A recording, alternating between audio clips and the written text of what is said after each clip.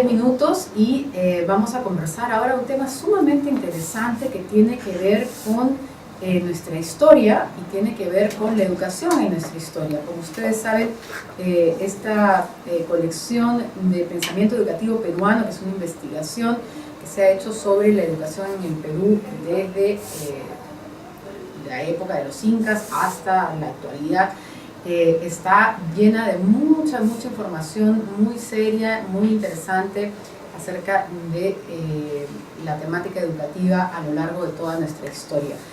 Uno de los tomos, que es acerca de aprender e instruir en los Andes, ha sido trabajado por el antropólogo Enrique González Carre, que está con nosotros hoy en Escuela Abierta y que nos va a contar cómo es que se enseñaba y cómo se impartía la educación en los Andes. Buenos días. Gracias por acompañarnos.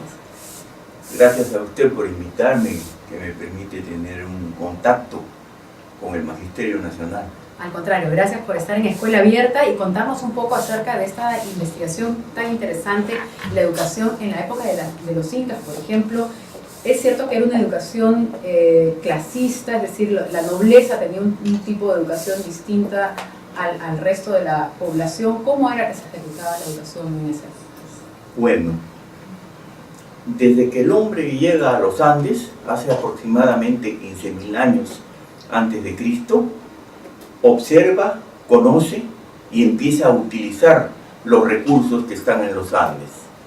A través de los años, hasta llegar a los incas, los hombres fueron acumulando un conjunto de conocimientos. Este conjunto de conocimientos es organizado a partir del imperio de los incas en dos canales. Un canal que es la educación popular, digamos, que es el proceso de socialización mediante el cual la familia, el grupo social al que pertenece, le va enseñando al joven el conjunto de conocimientos para poder vivir en sociedad. Y por otro lado está la educación de la nobleza, la educación que se daba exclusivamente en el Cusco. Para que usted tenga una idea, los jóvenes nobles eran educados en el Yachaywasi. Yachaywasi existía solamente uno solo en el Cusco. La Casa del Saber. Así es.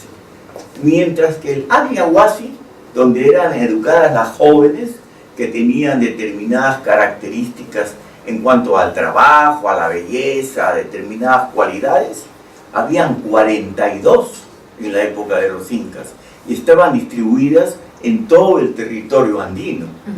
Eso significa que el interés fundamental en la educación incaica era educar a ese conjunto de nobles.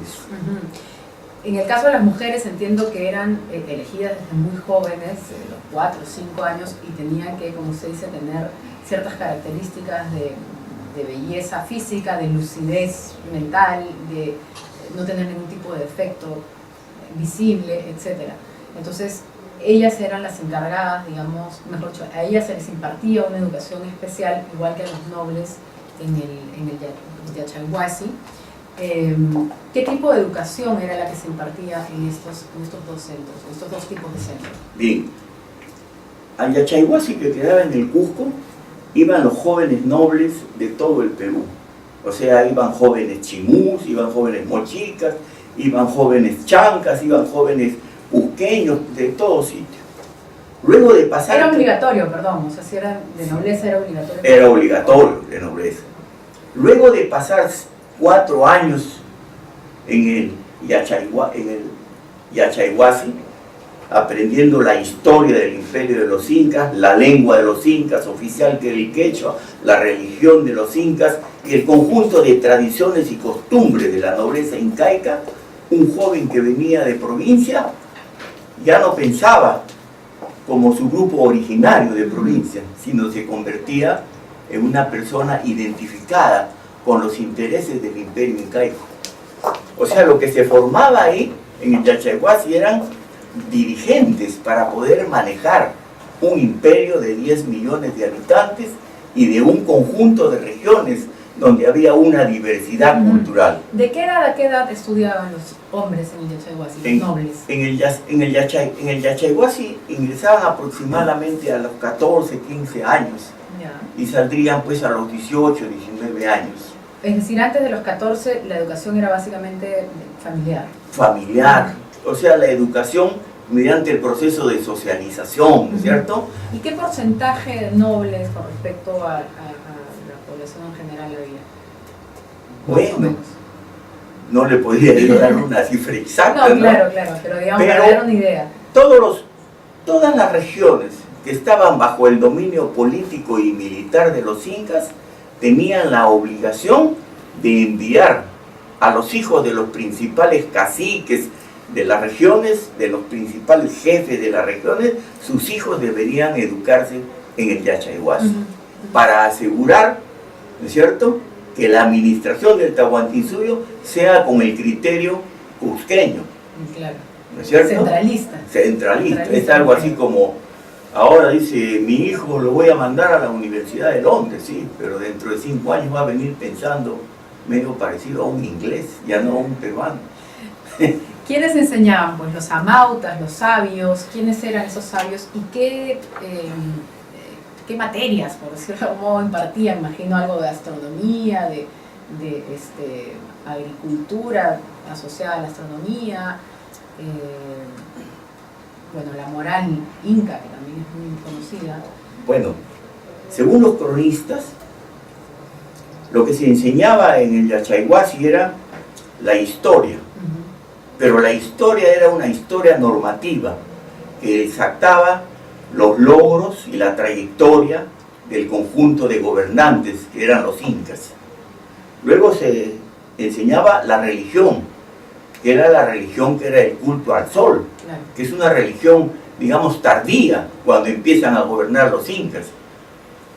Luego se enseñaba el quechua, luego se enseñaba las artes El militares. quechua de Cusco. De Cusco, Claro. claro. Y luego las artes militares. Habían 4 ejes de enseñanza fundamentales.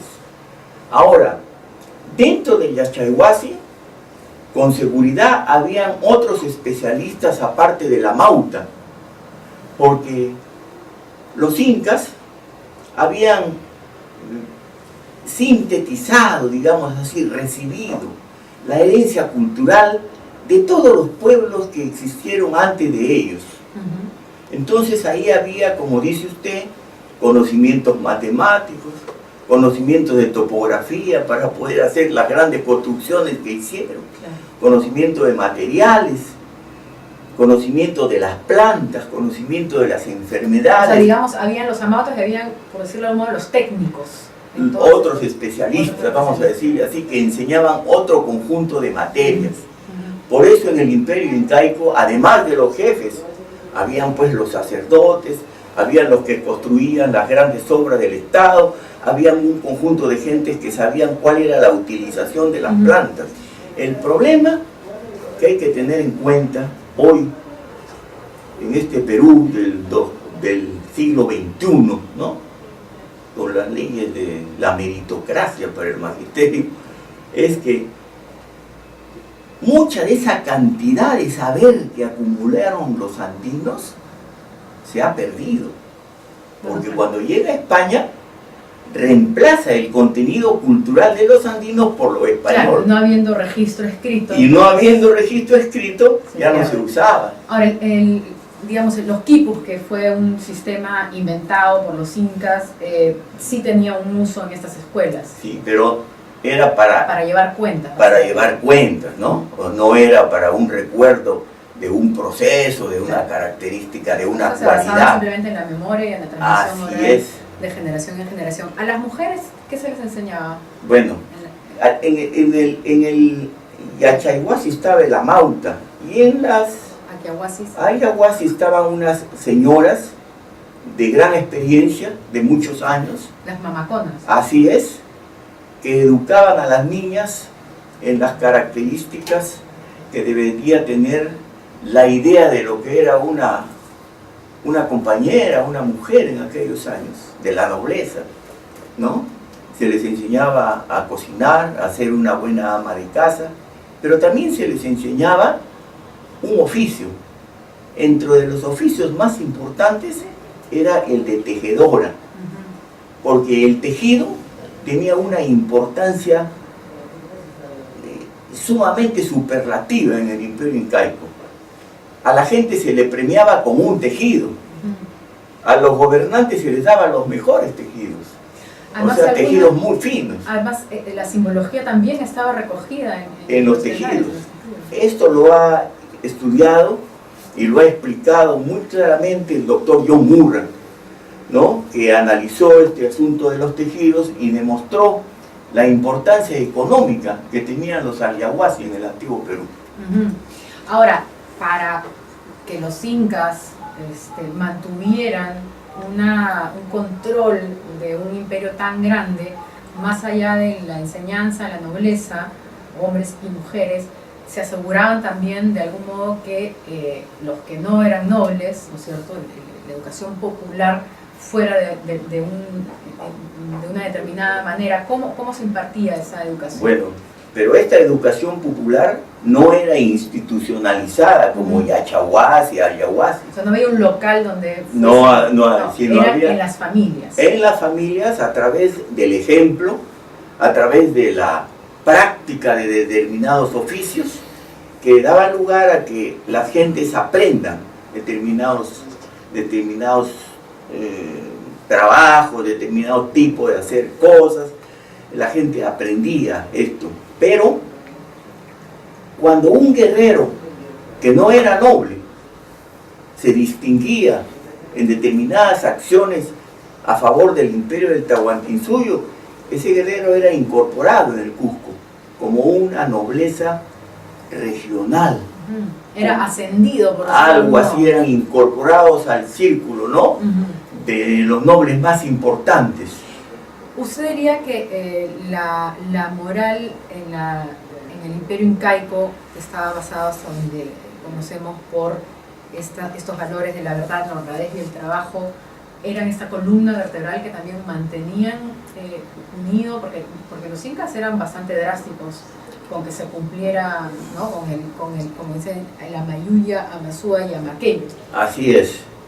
Además, usted hace un rato me comentaba acerca de las chicas que eran educadas en el Ayahuasí. Para poder dominar ese imperio tan grande, había un conjunto de relaciones de los incas del Cusco con las noblezas regionales. Y estas relaciones se consolidaban a través del matrimonio de las hijas con el inca, o de algunos nobles que les daban como esposas. Eran alianzas. Así es, para establecer alianzas, ¿no? Ahora, evidentemente, para poder hacer todo lo que hemos visto que han hecho los incas, se tenía que tener una gran experiencia en cuanto a la administración del imperio. Usted sabe, y bueno, muy pocos peruanos también saben esto, ¿no? El imperio de los incas no duró ni 100 años. El imperio de los incas duró muy poco, ¿no? Llegaron los españoles y se acabó. Pero ¿qué pasó? Claro, ¿qué pasó antes de los incas? Hubo un primer imperio andino que se desarrolló desde Ayacucho y que se conoce con el nombre de Imperio Huari. Tom Suidema, un importante investigador holandés de este tema, dice que el modelo inca es tomado del modelo Huari y que a través de muchos años se practicó una organización, una disciplina de vida, una forma de vivir. ¿De ahí nace el no seas mentiroso, no seas ladrón, no seas ocioso? Claro, que ojalá te hubiese vigencia hoy día. Debería, bueno, sí teniendo vigencia como valores que deberíamos consagrar, ¿no? Pero desgraciadamente cada vez ya no somos muy incas. No, pues. Y si hablamos de política, menos. Bueno, tenemos que despedir, una pena, porque realmente me quedaría todo el programa escuchándolo. Es tan interesante aprender sobre nuestra historia y sobre la educación y nuestra historia. Pero quería recordar a la gente que, bueno, esta es investigación del antropólogo Enrique González Carré, con quien estamos conversando ahora, que es uno de los tomos de la colección Pensamiento Educativo Peruano, que ha sido editado por Derrama Magisterial y que ya ha salido a la venta los primeros 5 volúmenes, son 15, y uno puede irlos adquiriendo uno a uno para irse haciendo su colección. Está a disposición de todos en un lenguaje además bastante accesible, y es un trabajo como nunca se ha hecho en la historia del Perú acerca de la educación en todas las etapas de nuestra historia. Yo le pediría que me permita hacer una invocación. Claro que sí. Más o menos después del mes de julio van a salir los 15 tomos. Se ha hecho una presentación en la ciudad de Lima, pero como usted sabe hay 300.000 maestros distribuidos en todo el Perú. Sería conveniente que la comisión que hizo la presentación acá en Lima viaje a varias de las ciudades del interior. Tengo entendido que está en los planes, que eso se va a hacer, se va a ir presentando. Con la finalidad de hacer una presentación y de generar una motivación al magisterio, claro que sí, a esa gente que a veces hay un profesor que enseña en una escuela y enseña a 6 grados conjuntos, recibe un solo sueldo y tiene que lidiar con un montón de gente. Y finalmente algo muy importante, que espero que usted nos ayude, que la colección se venda al magisterio a un precio módico, claro que al sí, alcance de los sueldos que ellos tienen. Entiendo que hay etapa dura y también etapa flexible justamente para eso. Así que estamos sincronizados. Claro, muchas gracias. Muchas gracias a usted, doctor Enrique González Carré, por habernos acompañado en Escuela Abierta. Son las 9:25, nos vamos rapidito a la pausa.